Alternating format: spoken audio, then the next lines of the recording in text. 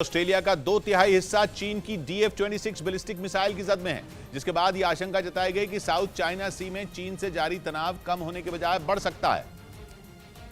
क्योंकि ऑस्ट्रेलिया के प्रधानमंत्री ने जो रिपोर्ट पेश की उसमें दावा किया गया कि ऑस्ट्रेलिया चीन की मिसाइलों की रेंज में है।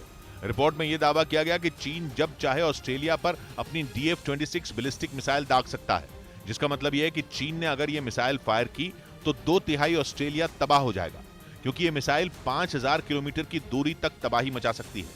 खतरा इससे इसलिए भी ज्यादा है क्योंकि ये एक बार में 3 परमाणु हथियार लेकर चल सकती है, जिन्हें अलग अलग लक्ष्यों पर दागा जा सकता है।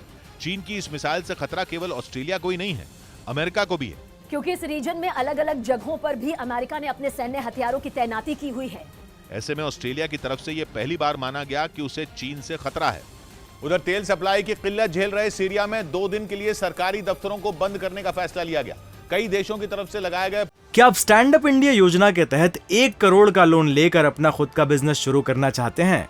तो फ्रीडम ऐप को डाउनलोड करें और इसकी पूरी जानकारी अभी प्राप्त करें। प्रतिबंधों की वजह से वहां तेल की किल्लत बढ़ गई है, जिसकी कीमत अब वहां के आम लोगों को भी चुकानी पड़ रही है। तेल की कीमतें आसमान छू रही हैं, इसीलिए लोग उन्हें खरीदने से पीछे हटने को मजबूर हैं। वहां तेल का संकट अब काफी गहराता जा रहा है। पेट्रोल और डीजल की ऐसी कमी हुई है कि 11 और 18 दिसंबर को सरकारी दफ्तरों को बंद रखने का फैसला किया गया है। तेल की किल्लत से वहां सार्वजनिक परिवहन भी बंद होने के कगार पर पहुंच गया। हालात ऐसे हैं कि टैक्सी वाले भी हफ्ते में केवल 3 दिन ही काम कर रहे हैं। यही नहीं, तेल की कमी का असर सभी क्षेत्रों को प्रभावित कर रहा है।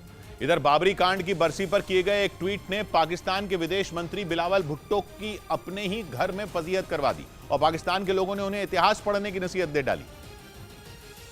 और बिलावल भुट्टो पर बाबरी कांड का धार्मिक फायदा उठाने की कोशिश करने का आरोप लगा दिया, क्योंकि उन्होंने अपने ट्वीट के साथ अयोध्या के बाबरी ढांचे की तस्वीर साझा करते हुए इस्लाम धर्म से जुड़ी विरासतों की रक्षा किए जाने की बात कही, जिस पर पाकिस्तान के पत्रकारों ने उन्हें आईना दिखाया और उनकी बोलती बंद कर दी।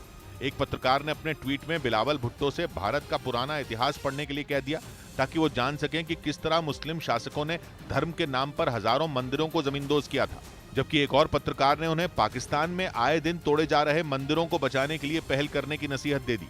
और बिलावल के ट्वीट पर मचे घमासान के बीच खबर आई कि लाहौर में मुस्लिम कट्टरपंथियों ने एक गुरुद्वारे को मस्जिद बताकर ताला लगा दिया। इस बीच यूक्रेन जंग की वजह से रूस के निशाने पर आए पोलैंड के पास दक्षिण कोरिया से हथियारों की पहली खेप पहुंच गई। युद्ध में पोलैंड ने शुरू से ही यूक्रेन की मदद की, जिसके बाद उसे रूस के हमले का डर सताने लगा और इसीलिए उसने अपने हथियारों के जखीरे को बढ़ाना शुरू कर दिया, ताकि रूस के किसी भी हमले का जवाब दिया जा सके।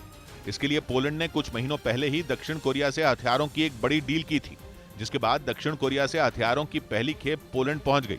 इन हथियारों में 10 ब्लैक पैंथर K2 टैंक और 24 थंडर K9 तोप शामिल हैं। इसके साथ ही पोलैंड अपने आसमान की सुरक्षा बढ़ाने में भी जुटा हुआ है, जिसके लिए उसने जर्मनी से पेट्रियट मिसाइल सिस्टम लेने के लिए हां कर दी है।